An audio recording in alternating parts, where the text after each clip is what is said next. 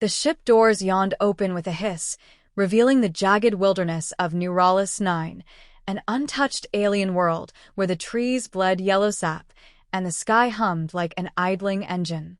The human delegation stepped out last. For figures clad in breathable armor, boots worn from Earth's deserts and jungles alike, they looked less like diplomats and more like survivors, which, for this mission, was the point. Lieutenant Mara Keen surveyed the terrain with the cool calm of a woman who had once survived a plane crash in the Andes and ate moss to stay alive. She adjusted the strap on her field kit, eyes scanning for anything edible or dangerous. "Reminds me of Bolivia," she muttered, unimpressed. Behind her, Reed Costa popped a dried gumroot into his mouth and began chewing. A former line cook turned xenobotanist, he was the only man in recorded history to cook a half-poisonous Martian lichen and live to brag about it. "Let's hope the local mushrooms aren't too judgmental," he said, thumbing the latch on his foraging blade. Their team rounded out with Doc Hamid, a microbiologist with a phobia of processed food, and Lieutenant Lana Briggs, stoic as a glacier and just as comforting.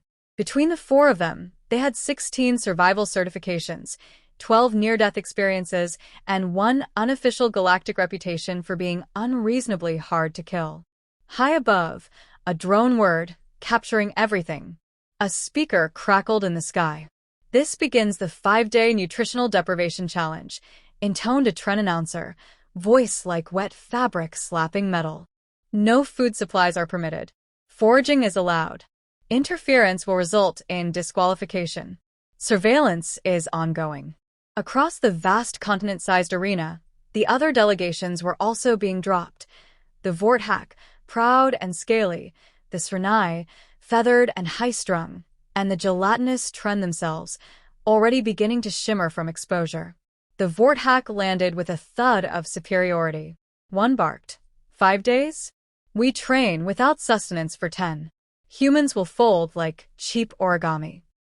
The Srenai were already fidgeting with their neural medkits, checking hydration levels. The Tren oozed forward and flopped near a moss patch, hoping it might be osmotic. Mara didn't look at them. She pulled a small device from her hip, a scanner. "High silica in the soil.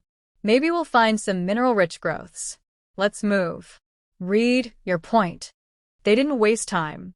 The team fell into motion like clockwork, silent but confident. Within an hour, they found a violet bulb sprouting near a bubbling stream. Reed knelt, snapped it open, sniffed.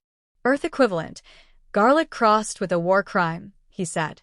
"Toxic raw. But maybe we can cook it," Mara finished. By nightfall, the others had gathered bark that peeled like onion layers and a clutch of 6-legged insects that looked crunchy enough to pass for protein. Lana set a fire using friction sticks, technology allowed, but only if made on site. Hamid, muttering about microbial resistance, tested the stream water and deemed it boilable. They ate nothing, not yet. But they had a plan. A rhythm. Confidence. The alien observers, hundreds of light years away in a glass chamber adorned with hanging moss chandeliers, watched the feed. The Tren counselor blinked slowly, murmuring, "Why are the humans cataloging flavors?" "They're enthusiastic," offered the Srenai ambassador weakly. "Or delusional," the Vorthak added. "Wait until the second day. They'll beg for nutrient gel." On the humans' camp feed, Reed was sketching a recipe in the dirt. Boiled bark noodles, with roasted bug crumble and fermented bulb slaw. "Think I can swing it?" "Just don't kill us," Lana replied. "Come on, it's not like last time. I haven't hallucinated since the Martian miso incident." They laughed. That night, while the other teams began their slow spiral into metabolic shock, the humans stayed awake by the fire, their camp a small circle of warmth and unshakable calm. The insects cooked with a snap and sizzle. The bulb was buried in ash, to break down the toxins. The bark softened in steam. Mara watched the skies and didn't smile, but something in her eyes glinted. "They gave us 5 days," she said. "Let's make it a vacation." By the end of the first night, the humans had already done the unthinkable. They'd made the test enjoyable. Day 3 dawned with a thin, gold mist blanketing the alien trees, their tendrils twitching ever so slightly, like they were listening. The air had turned dry and metallic. To most beings, the change would have gone unnoticed. To humans, it signaled a shift. Something was dying nearby, either flora or fauna, and with it new opportunity. Reed crouched near a withering bush, slicing one of its blue-veined leaves. Enzyme reactions slowing down.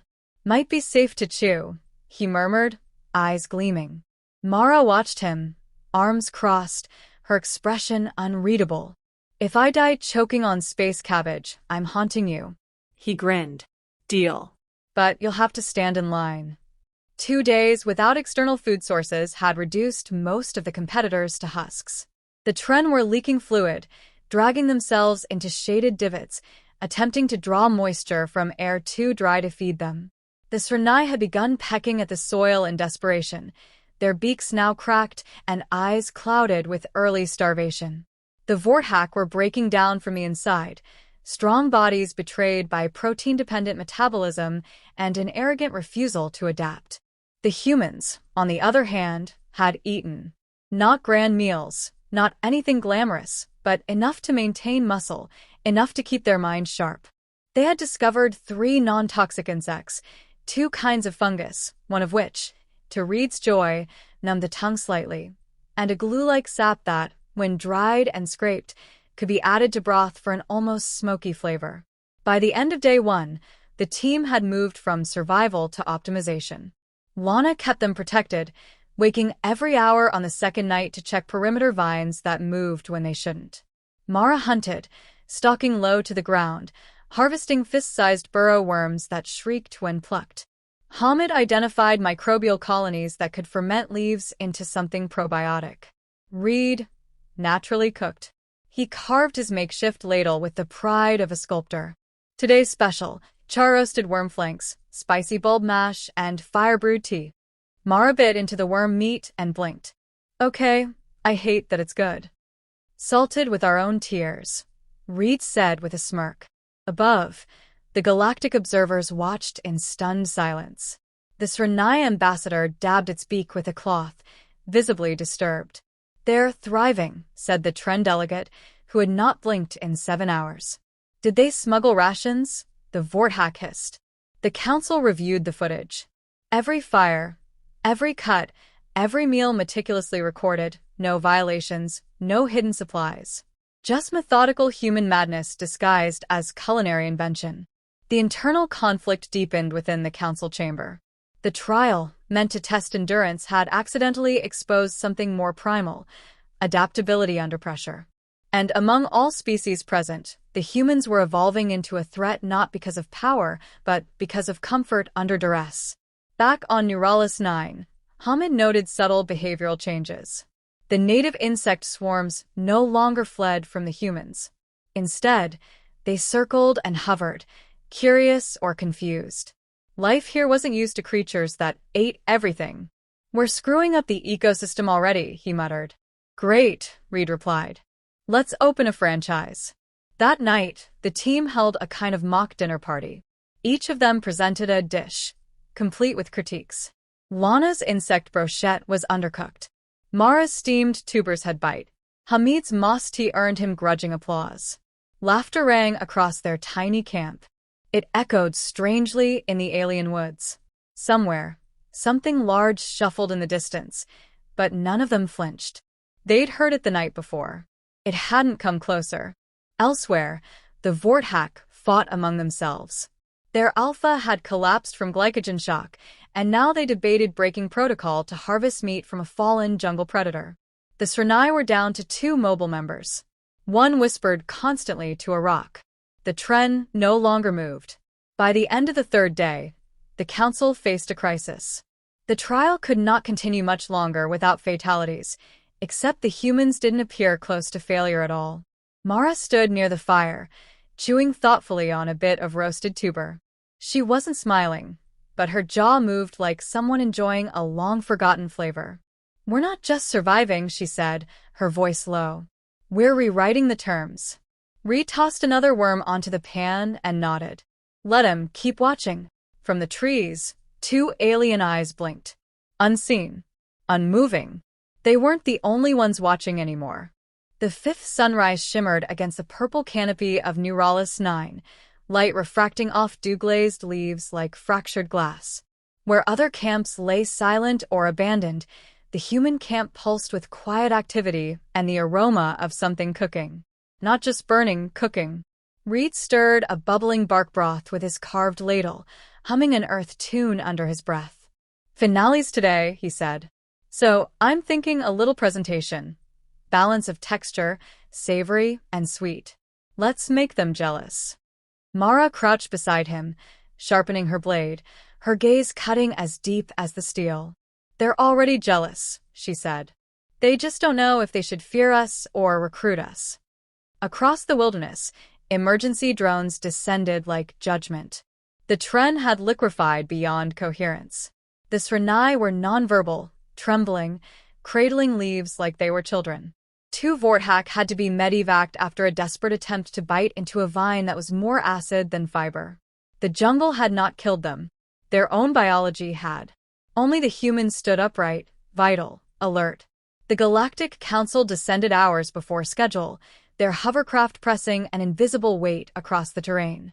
The delegation formed a half-circle of floating chairs and shimmering robes.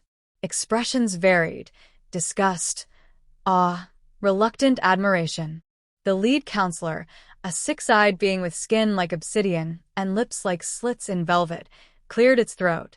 "Humans of Earth," it announced, tone forced into neutrality, "the trial has concluded." Hamid folded his arms. "Did it?"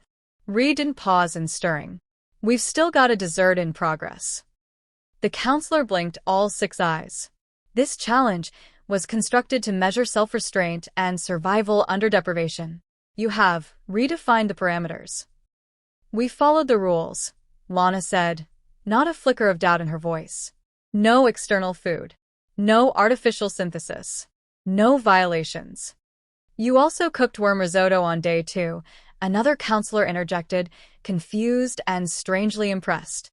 Reed offered a leaf plate. "Try it. Citrus fungi garnish. It's a crowd pleaser." One brave delegate took a bite, paused, chewed, blinked. "This is excellent." A ripple of murmurs traveled through the council, most of them in languages that could only be felt rather than heard. Mara stood, spine straight. While the others suffered, we adapted. Not because we're immune to hardship, but because we expect it. We've starved before. We've foraged before.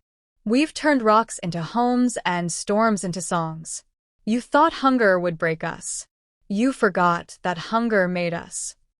Silence gripped the clearing. Even the birds had stopped. Then, the head counselor nodded. "The trial has concluded. Colonization rights are awarded to humanity by unanimous vote." The declaration echoed through the wilderness, bouncing off bark and vine. Somewhere, a Vorthak moaned in disbelief. Reed raised his pan. "I'd like to thank the Academy." Hamid clapped him on the back. "Don't. They're probably still confused you boiled fungus into tea." Lana squinted up at the ships above. "So, what now?" Mara exhaled slowly, letting the tension finally slide off her shoulders. "Now." She smirked. "Now we feed a planet." From the shadows, unnoticed, more eyes blinked. Native creatures watched, not with fear, but curiosity. The humans had survived. They had adapted. And now, the jungle itself seemed to lean in, as if wondering what came next.